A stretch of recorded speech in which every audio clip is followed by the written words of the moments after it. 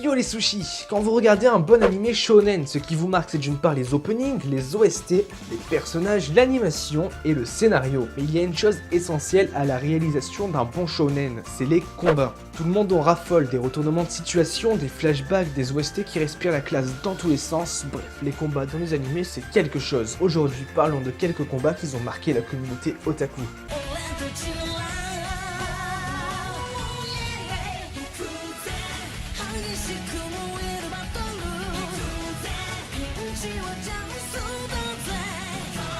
On commence avec sûrement le shonen nouvelle génération le plus populaire de ces 2 dernières années. Il y a eu plein de combats mémorables, Izuku vs Shoto, All Might vs All for One, Tenya, Izuku et Shoto vs Stain, bref plein de combats qui nous ont fait frissonner. Mais celui qui a vraiment marqué les fans, c'est All Might vs Brainless. La classe d'Izuku part s'entraîner dans un dôme de simulation, sans All Might, et là, des vilains par dizaines apparaissent. Ce n'est pas un exercice. Les élèves se battent jusqu'au bout, leur professeur aussi, ils commencent à reprendre l'avantage, mais là, le chef de cette armée, Shigaraki donne ordre à son monstre d'attaquer. C'est Brainless, humain génétiquement modifié, spécialement pour tuer All Might. Il est spécialement conçu pour encaisser les coups. Brainless, à l'aide de sa force colossale, brise littéralement les os du professeur principal de la classe. Tous étaient désespérés. D'un coup, All Might défonce la porte et entre en scène. Il est là. Et maintenant débute un combat tout bonnement épique. C'est la première fois que l'anime passe à la vitesse supérieure, des points qui fusent à une vitesse incroyable, un OST qui donne des frissons, une force égale des deux côtés.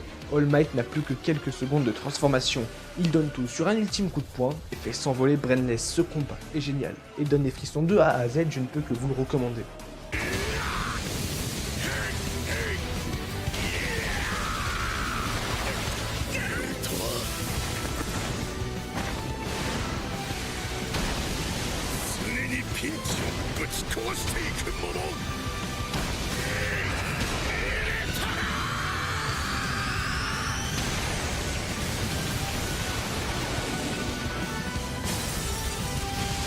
Allons du côté de Black Bullet. Remettons-nous dans le contexte, on est au tout début de l'anime. À l'épisode 1, il n'y a encore eu aucun combat. Rentaro monte les escaliers du bâtiment dans lequel il est en mission, ouvre une porte et là c'est un massacre. Du sang de partout, des cadavres d'officiers sur le sol et au milieu de la pièce. Un homme étrange, debout, avec un masque, c'est Gagetane. Ce dernier dit que c'est lui qui a tué les officiers. Rentaro est furieux, il fonce, tire, frappe, mais se retrouve très rapidement au sol. Gagetane reçoit un appel et pendant ce temps notre officier débarque et un de crie qu'il va venger ses camarades morts. Gagetane de 2 les tue avec un pistolet et au téléphone. Rentaro explose de rage et se lève pour mettre un petit pied qui fera tordre le cou de Gagetane. Ce dernier termine son appel et dit qu'il est impressionné. Ils s'échangent leurs noms et Gagetane, au moment de sauter par la fenêtre, dit qu'il est celui qui détruira le monde. Une bonne claque de frissons. Dès le début de l'anime, ça marque forcément. なぜならこの警官隊を殺したのは私だ。なかなかやるね。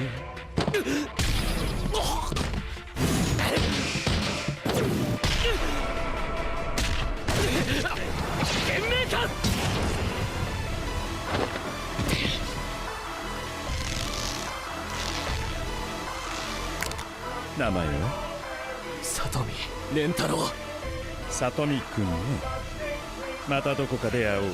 里見くん。あんた何者だ。私は世界を滅ぼす者。誰にも私を止めることはできない。Du côté de One Punch Man, bah c'est plus particulier, Saitama est littéralement invincible et achève tous ses ennemis avec un seul coup de poing. C'est intéressant car quand on regarde un combat de One Punch Man, on ne se demande pas si le héros va réussir à vaincre le méchant, non, on se demande si le méchant va réussir à vaincre le héros.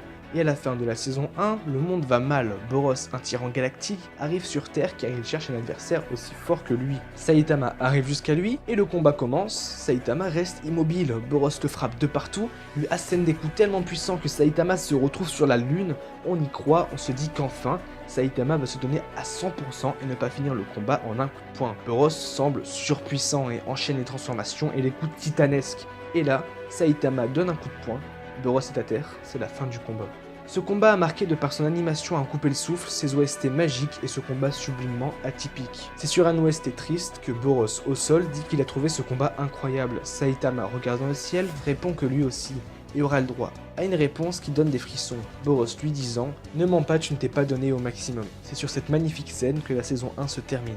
Voilà les sushis, c'est la fin de la vidéo, j'espère que vous avez apprécié, moi j'ai surkiffé la faire, c'était génial. N'hésitez pas à me dire vos combats préférés d'anime en commentaire. N'oubliez pas le like, c'est le meilleur soutien pour la chaîne. Sur ce, je vous dis à la prochaine pour de nouvelles vidéos. Peace.